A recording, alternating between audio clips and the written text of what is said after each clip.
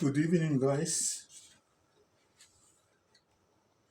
Once more, I welcome you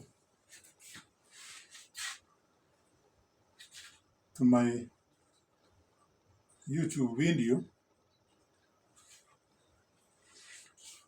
on data question of 2009,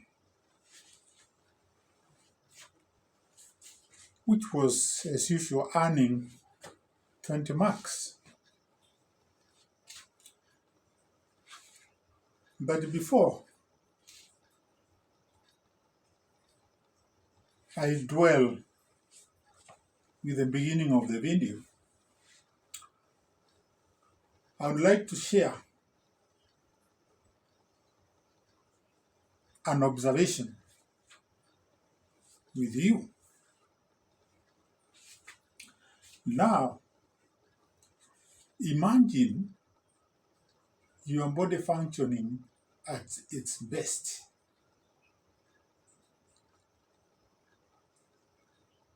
Processing nutrients, building muscles, or even healing wounds. But did you know there is a hidden factor that can boost or completely disrupt these vital processes? The factor is temperature. And it has an incredible impact on enzymes, the tiny biological machines inside you. But what's the sweet spot? How can too much heat or too much cold stop them from working?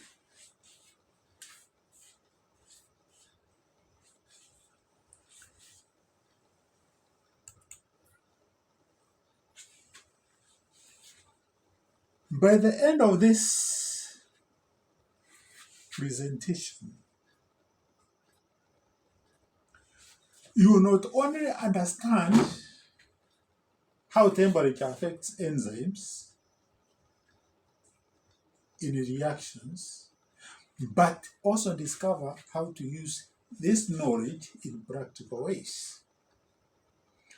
Whether optimizing industrial processes or simply understanding how Viva impacts your body's internal chemistry.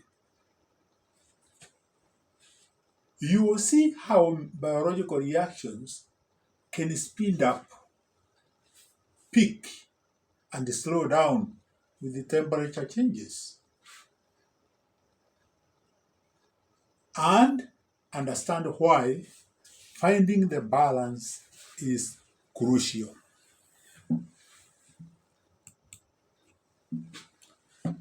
Now, take a look at the data we gathered from an experiment on enzyme catalyzed reactions.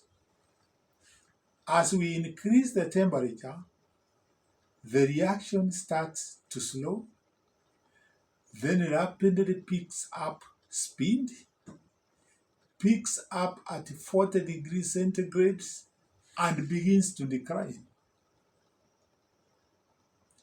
This graph doesn't just show numbers. It reveals the delicate balance enzymes need to function effectively.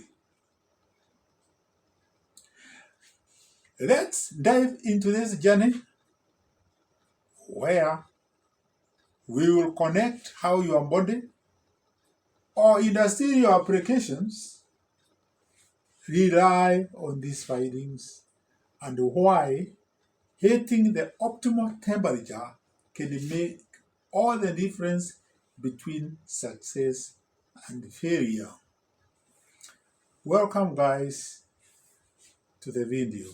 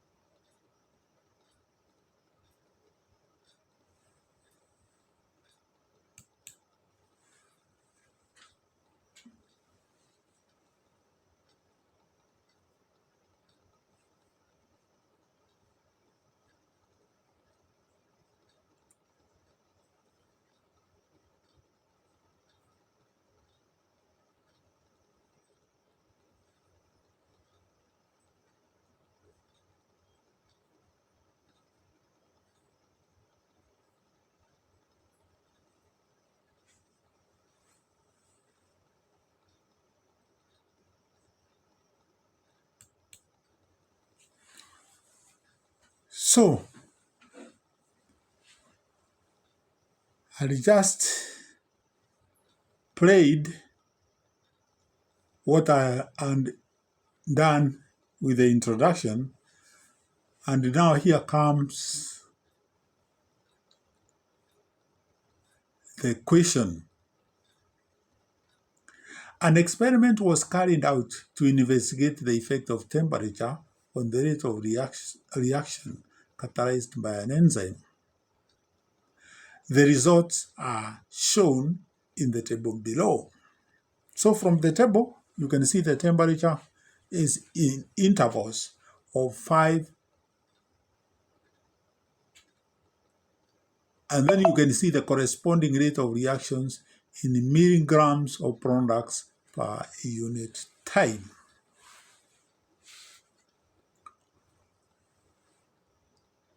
So let's proceed.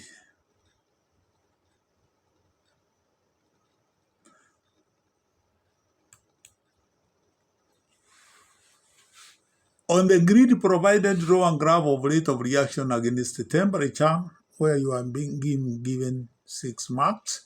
So that is the way the paper or the graph paper look like, where you have now to construct the graph. We look at the way you do it. The question B, sorry. When was the rate of reaction? When was the rate of reaction 2.6 milligrams of product per unit time? Or at what temperature? At what temperature? I think that question is funny. When was the rate of reaction 2.6 milligrams of product per unit time?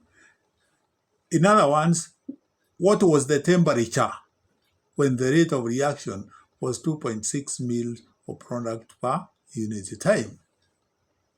B, account for the shape of the graph between 5 degrees centigrade and 40 degrees centigrade.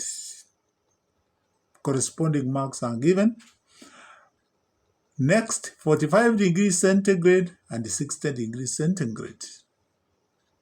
D, other than temperature, name 2 ways in which the rate of reaction between 5 degrees centigrade and 40 degrees centigrade could be increased. E, Roman 1, name 1 digestive enzyme in the body which works best in acidic condition. And Roman 2, how is the acidic condition for the enzyme named in E1 above attained? F, the acidic condition in E2 above is later neutralized. Roman 1, what does the neutralization where does the neutralization take place? Roman 2, name the substance responsible for neutralization.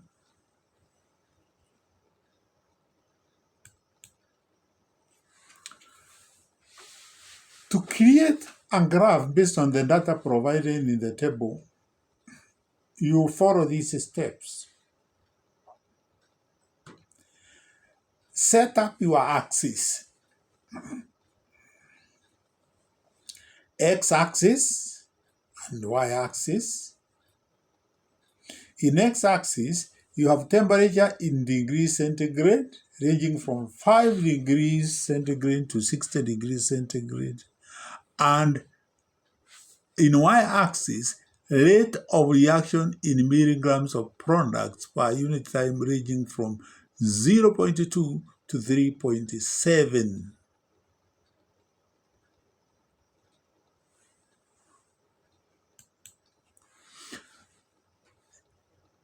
Step 3 is you join the points after plotting. Connect the points smoothly to show how the rate of reaction changes with temperature. Number 4 is you label your graph. Title, effect of temperature on rate of reaction.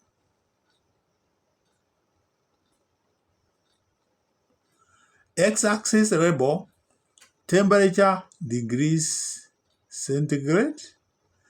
Y-axis label, rate of reaction, milligrams of products per unit time. This will show how the rate of reaction increases with temperature, peaks around 40 degrees centigrade, and then starts. So sorry guys, there was a mishap and the camera got off. So let's continue from here. So that's the graph of rate of reaction against the temperature. And we go directly in marking. You can see the x-axis is labeled temperature in degrees centigrade, and you can see the intervals 0, 10, 20, 30, 40, 50, 60, 70, 80. And then you have rate of reaction in y-axis. So if you look above there, there is a summary where the scale is giving you 2 marks, because we have the scale in x-axis and y-axis. Axis are also 2, labeling the axis, you get 2 marks. Plotting, you get a mark, and drawing the smooth curve, you get a mark.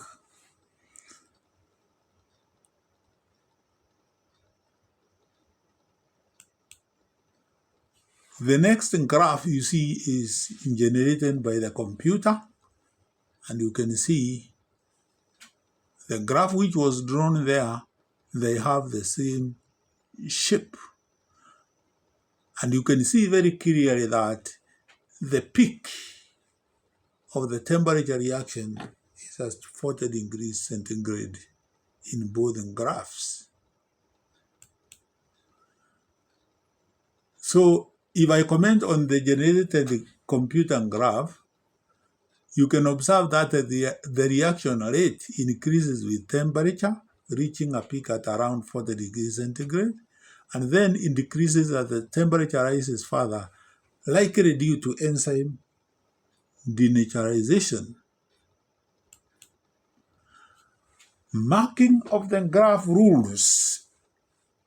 Origin must be shown for scale to score.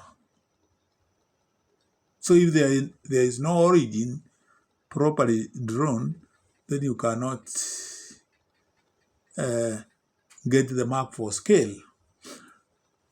If the axes are reversed, that is the y-axis becomes the x-axis, you only award the marks for scale, and the maximum is 2 if the reversed axes are correct.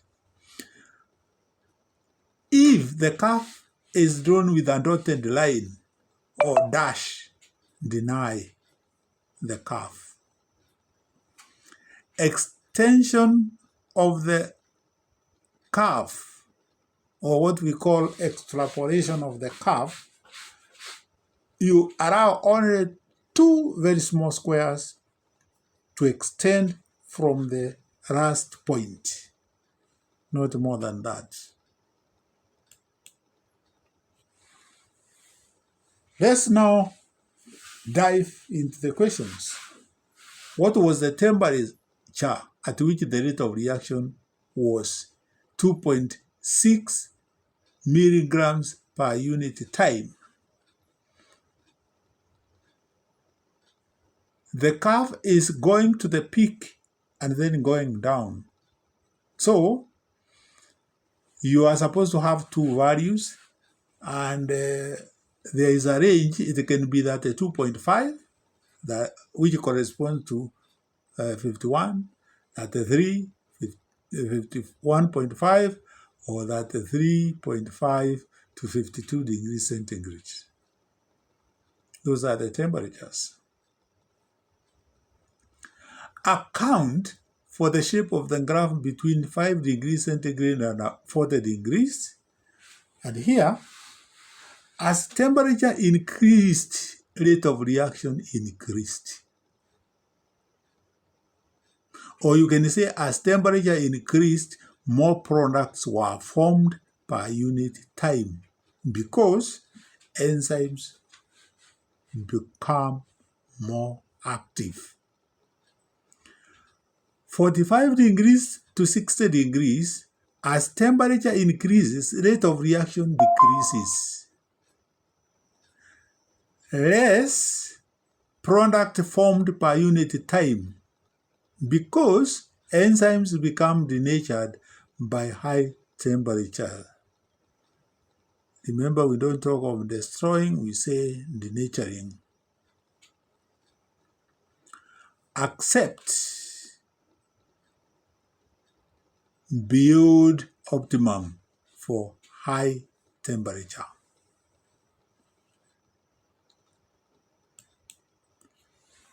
Other than temperature, name 2 ways in which the rate of reaction between 5 degrees centigrade and 40 degrees centigrade could be increased.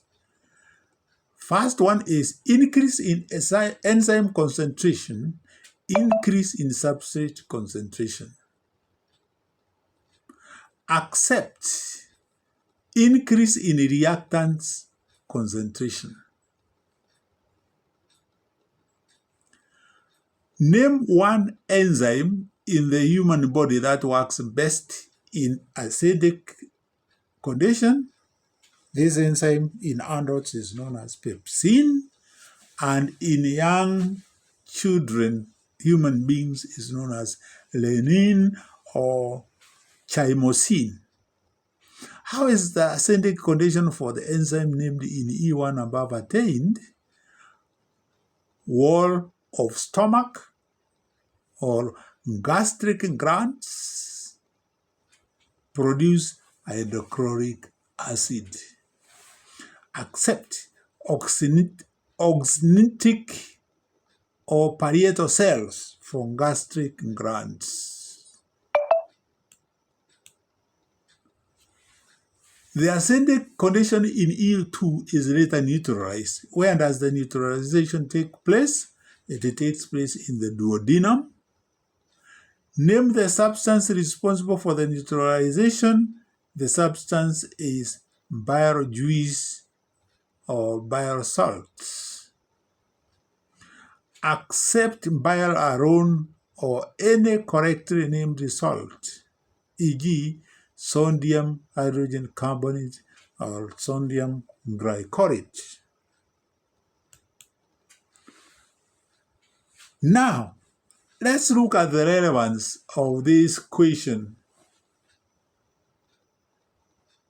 today or to real world situations. Because when you do these questions, it's very important to know that they are of use in real world situations. For example, the first one is body temperature and health, especially when you have fever and when you are having metabolism. Our enzymes work best at body temperature around that 7 degrees centigrade, which is actually that 6.9 rounded off. When we have fever or higher temperatures, because when you say you have fever, your temperature is higher than that 7 degrees centigrade, the efficiency of enzyme activity changes, which can affect everything from digestion to muscle function. Because, of course, if your temperature goes overboard, or if the temperature rises too high, enzymes become denatured, impairing critical functions of the body. Understanding this helps in managing fevers and knowing which medical intervention is necessary. Hypothermia. This is on the flip side, where low temperatures, which are below the body temperature, that is less than that 7 degrees, slow down enzyme activity, which can explain why people suffering from hypothermia experience slowed metabolism and bodily functions. So if your temperatures are very low, you suffer from what we call hypothermia.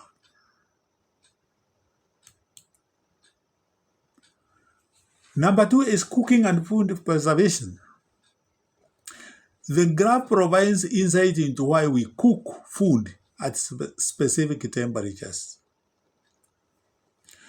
Cooking meat, for example, involves breaking down proteins and speeding up enzyme reactions. However, cooking at too high a temperature can denature proteins and enzymes, reducing nutrient value and making the food tough and even useless because you don't have any proteins. Food preservation. Enzymes in bacteria also function based on temperature. Refrigeration slows down bacterial enzyme activity, which helps preserve food. At low temperatures, enzymes are less active, slowing the spoilage process. Industrial applications. Enzyme use in detergents, soaps, you have seen them, Ariel, Omo, Sunlight, all right? Many modern detergents contain enzymes to break down stains at specific temperatures. Understanding the data from this experiment helps manufacturers develop products that clean efficiently at lower temperatures, saving energy and reducing environmental impact. Biotechnology and pharmaceuticals. Enzyme reactions are crucial in the production of medicines. In industries where enzymes are used for drug development or manufacturing biofuels, maintaining the right temperature ensures optimal reaction rates and maximum efficiency. Gardening and agriculture. Plant growth. Enzymes play a vital role in the metabolic processes of plants. Temperature affects how quickly plants grow and how effectively they produce food through photosynthesis. Understanding the temperature range where enzymes function best helps farmers and gardeners optimize growing conditions. Post-harvest management. Enzyme activity in fruits and vegetables is crucial in ripening and spoilage. By controlling storage temperatures, farmers can slow down the spoilage process, ensuring fresher produce for longer periods.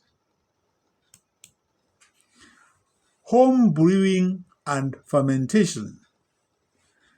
Making beer or yogurt. In home brewing or yogurt making, the fermentation process depends on enzymes. Yeast enzymes in brewing beer work best at a specific temperature. Remember, there are people who like beer. They cannot sleep without beer. So if enzymes were not there, And of course, knowing the relevant temperatures, you will not have that sweet beer of yours. Too cold and fermentation is slow. Too hot and the yeast might die, ruining the batch. So even when you heat, whatever you are heating in brewing, you are not supposed to make things hot or too cold. In conclusion, understanding how temperature affects enzyme activity, as demonstrated in this data question, is directly useful in maintaining health, optimizing food preservation and food preparation and preservation, and ensuring the efficiency of various industrial processes. Then this knowledge equips us to make better decisions from the kitchen to the field and even in high-tech labs. So guys, goodbye and see you in my next video. Please don't forget to subscribe and give your advisable comment for more videos like this. Don't forget to give a like to the video. Goodbye and meet you in my next video like this.